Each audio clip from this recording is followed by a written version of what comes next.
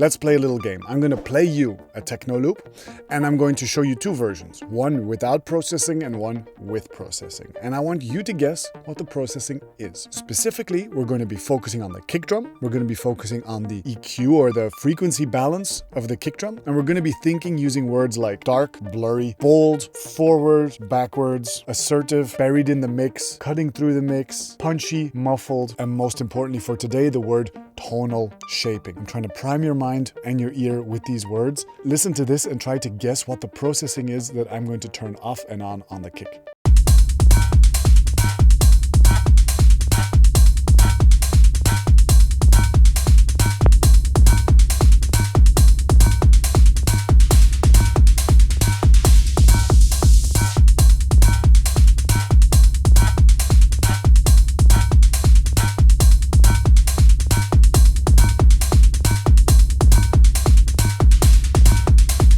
Right, it's reveal time. What was the processing? The processing was an EQ3, which is cutting the bass frequency by a chunky 5 decibels. And then afterwards, a utility, which is gaining back those 5 decibels. So the bass energy in this kick overall stays the same. However, all the high frequencies come up and become more bold, more forward, closer in the mix, more assertive. And overall, the tonal balance of this kick is better. It's less muffled and less buried in the mix, and its tonal shape feels more appropriate to the track. Oh my God, Oscar, are we supposed to be using EQ3 now? But I thought we should be using parametric EQs. Why are you using one of those simplistic 3-band DJ equalizers when you have such a beautiful Technicolor, perfect surgical parametric EQ available to you in no matter what DAW you use? Well, like you, I also grew up on the internet trying to just absorb all the mixing knowledge that I could find in online YouTube tutorials, and I couldn't afford to do an audio engineering course, so I was just trying to do my best and figure it all out. And everyone on YouTube is doing all these intricate EQ curves, following a logic that I couldn't quite follow, but they all looked pretty complicated. And then I started talking to mixing professionals, and they're obsessing even more about a 1 decibel move on an equalizer. And so that became my perspective as well. I was also obsessing over 1 decibels here, 1 decibels there, but forgetting that there should be a previous step, one that analog mixing engineers know very well, which is tonal shaping of your sound. And tonal shaping of your sound just relates to the proportion of the various groups of frequencies in the sound. So for example, the low frequencies and the mid frequencies, how do they compare to each other within one sound? A lot of sounds that I'm working with often have a contour that's a little bit too much focused on the low frequencies, and so it's worth pushing that down a bit and bringing up all the higher frequencies so that things can be more bold, more assertive, more forward. And why is it good to try this with a 3-band EQ? Well, for one, you don't have visual feedback. You don't see all the frequencies, so you're really using your ear to say, okay, how does this sound need to sit in relationship to itself and to all the other elements in my mix? And secondly, making a big bold move on a 3-band equalizer, it doesn't feel like such a dramatic move compared to on a parametric EQ. I tend to be more conservative always, when really you don't need to be conservative. You can just freaking go for it. And so try it out. Maybe a 3-band equalizer like this can already help you really just do the broad strokes of the tonal balance of your sounds. But it unlocks an extra level of mixing perspective that I want us to contemplate here together as well. And that is that a 3-band multiband EQ is really just a type of multiband EQ. And that's something that I actually don't see anyone talk about. Imagine you take a multiband compressor and you just deactivate its compression functions, so it's not compressing anything.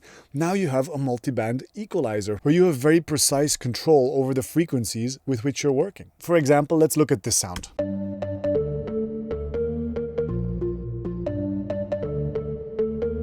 Dope sound. But let's tonally balance it or tonally shape it. What am I noticing? I'm noticing that there are quite a lot of low-mid frequencies. It's like the fundamental frequency, the low one that's around 100, 200, 300 hertz. That lowest part of the sound is a little bit dominant in the mix. So we could just load up an EQ3 and lower the lowest part a bit, and maybe even set the frequency at like 600 hertz. And we're not really affecting the sound very much because we just need to adjust what frequency the cutoff is. So there we go. 600 hertz. So everything below 600 hertz gets EQ'd. And so now we've opened up the sound by allowing all those high frequencies to take over. So without, a lot of low dominant frequencies. And without, it sounds thinner, of course, thinner, but brighter.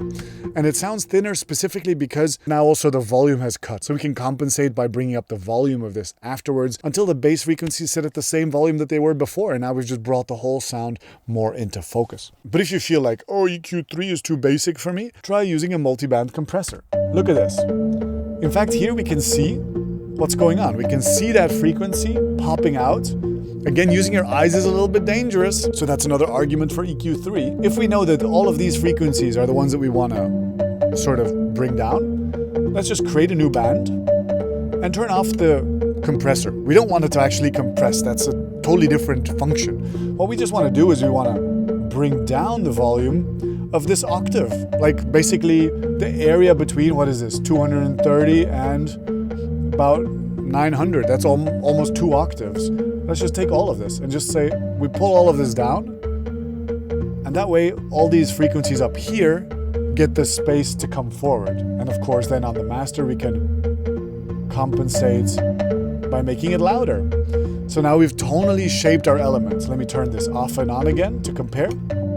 So without, the low frequencies dominate, and with it, the upper frequencies come through much better. If you thought that was cool, give me a little comment, like the video, subscribe. If you're getting a little fatigued of absorbing all the internet's mixing knowledge and not being able to make sense of it, go follow one of my courses on courses.underdog.brussels. Remember, there's an Underdog Patreon if you want to support the project. There's an Underdog Discord channel. Go enjoy the summer while it's still there. And until next time, stay producing, be good to each other, and take care. Bye-bye.